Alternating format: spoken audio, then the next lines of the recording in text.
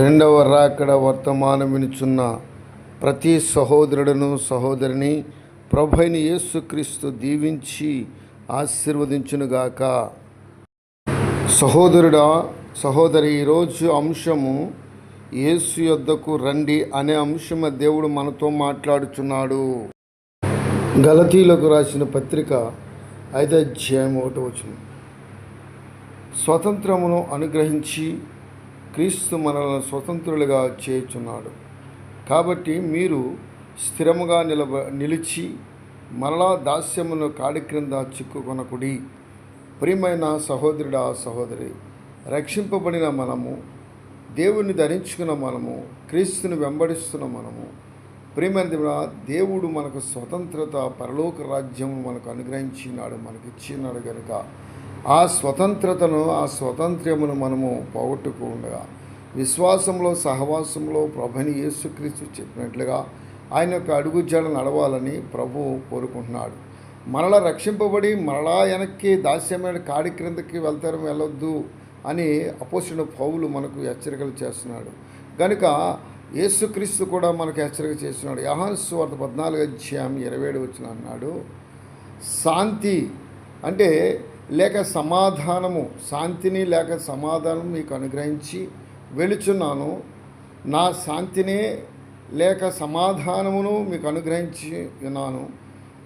లోకం ఇచ్చునట్టుగా నేను మీకు అనుగ్రహించుట లేదు.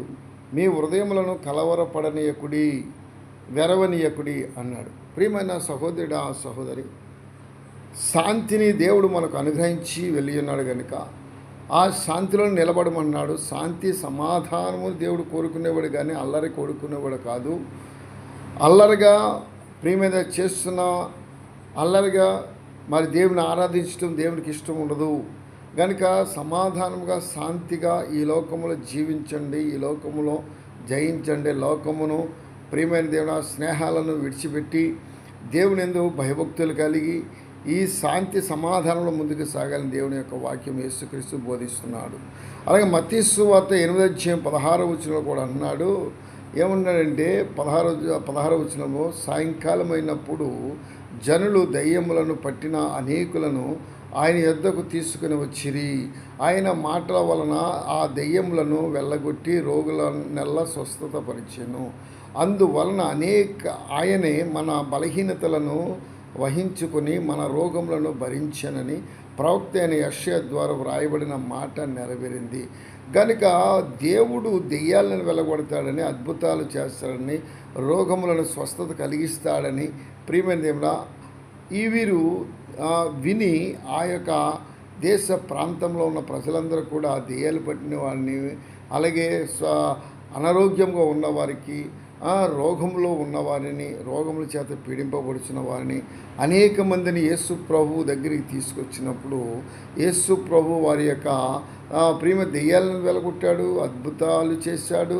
అలాగే అనారోగ్యంగా ఉన్నవారికి మంచి ఆరోగ్యం ఇచ్చేలాగా ఆయన స్వస్థత కార్యాలు చేశాడు. కనుక మన ఇంటిలో శాంతి లేకపోతే, మన శరీరంలో శాంతి లేకపోతే, మన మనసులో శాంతి లేకపోతే, శాంతి అనుగ్రహించేవాడు, శాంతినిచ్చేవాడు మన కుటుంబంలో, మన యొక్క సహవాసంలో, మన యొక్క ప్రియమైన స్నేహాల్లో కూడా శాంతి సమాధానం లేకుండా ఉంటే ప్రభు మనకిస్తాడు. అలాగే ఫిలిప్పీలకు రాసిన పత్రిక 4:17 అన్నాడు. 13 నన్ను బయలుపరచువాని యందే నేను సమస్తమును చేయగలను అన్నాడు.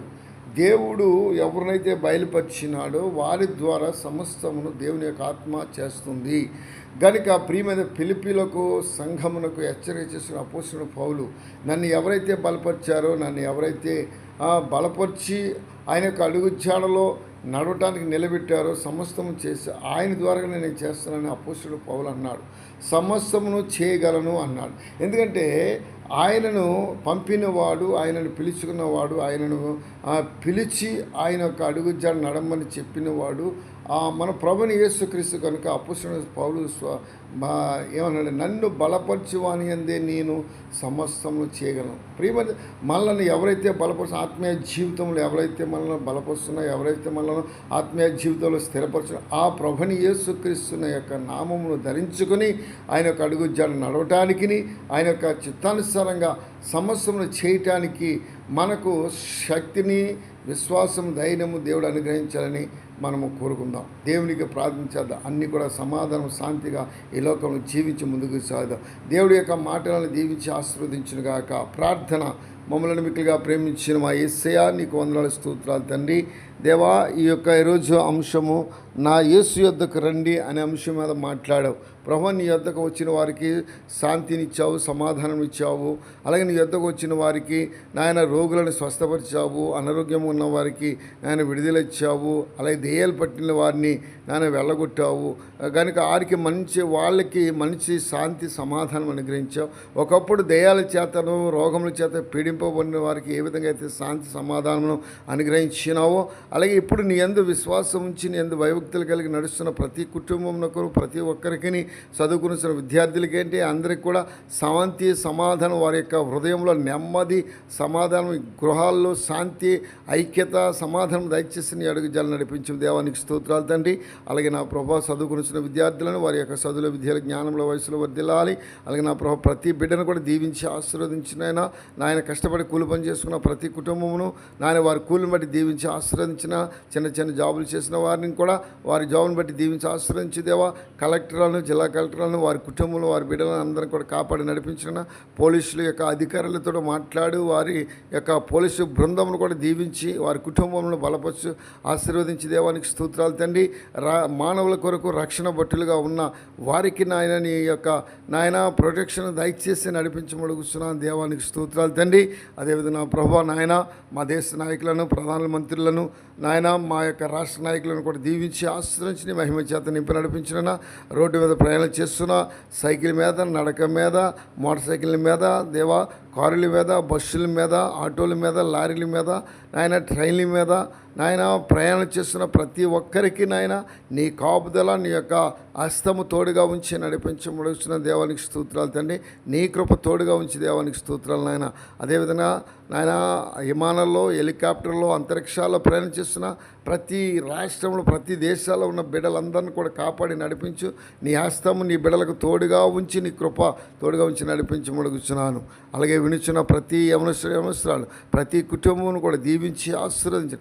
ఈ పరిచర్యలు పాలు పొందుతున్న ప్రతి ఒక్కరిని బలపరిచి స్థిరపరచమని, ఈ పరిచర్య ఆకుండా నాయన ముందుకు నడిపించమని, సాగించమని, అనేక మందికి ఆశీర్వాదకరంగా ఉండటానికి నీ కృప అనుగ్రహించమని, బలపరిచిన తల్లిదండ్రులు లేని బిడ్డలకు తెలివి, జ్ఞానం, ఆలోచన శక్తిని అనుగ్రహించి నాయన కృపను బట్టి బలపరచమని, ఈ పరిచర్యలో పాల్పొందిన ప్రతి ఒక్కరిని దీవించి ఆశీర్వదించమని యేసుక్రీస్తు యొక్క నామమున అడిగి వేడుకొనుచున్నాను తండ్రి. ఆమేన్. లైక్ చేయండి, షేర్ చేయండి, సబ్స్క్రైబ్ చేయండి, పక్కన బెల్ సింబల్ టచ్ చేయండి. మేము నూతన మందిరం కట్టుకుంటున్నాం. మీరు ఎవరైనా సహాయం చేయాలనుకుంటే మా నెంబర్కి డైల్ చేయండి. ఫోన్పే, బ్యాంక్ లింక్ కూడా